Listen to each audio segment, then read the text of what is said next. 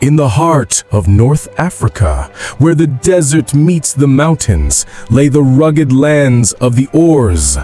It was a place of extremes, dry winds, jagged rocks, and hidden valleys.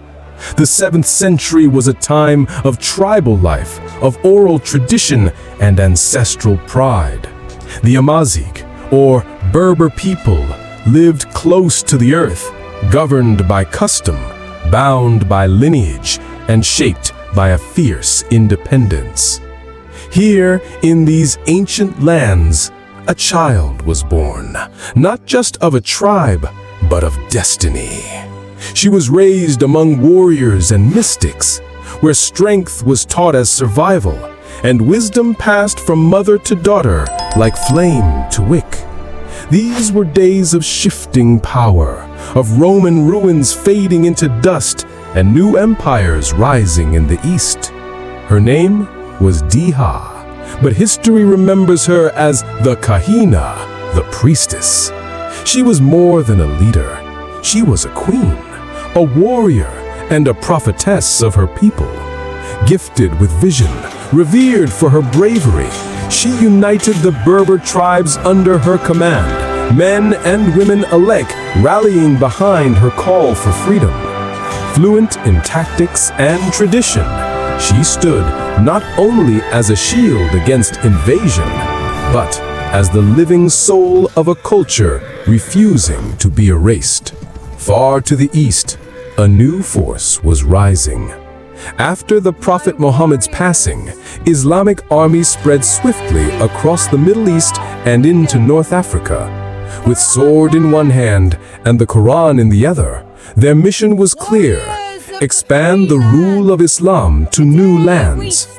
By the late 7th century, the Islamic conquest had reached the edges of the Berber world. The Arab forces, disciplined and determined, brought new systems of governance, faith, and trade. Some tribes submitted, others resisted, and standing tallest among the resistors was the Kahina. When the clash came, it was thunder on the plains.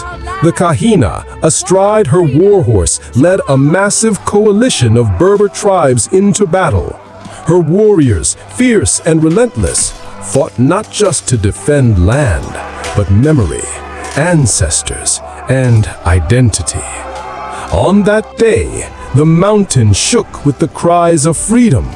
The Kahina outwitted her enemies with strategy and spirit, striking a heavy blow to the advancing Muslim army. For a moment, time stood still. The Berbers had won. Their queen had defied an empire. Fires burned high into the night as songs of victory rose under the desert stars. But victory, like the desert wind, does not always linger. The Muslim armies returned, more prepared, more united. In time, they overwhelmed the Berber resistance, and the Kahina was defeated. Accounts differ on her final days. Some say she fell in battle. Others say she took her own life to avoid capture. Whatever the truth, the tide of history turned.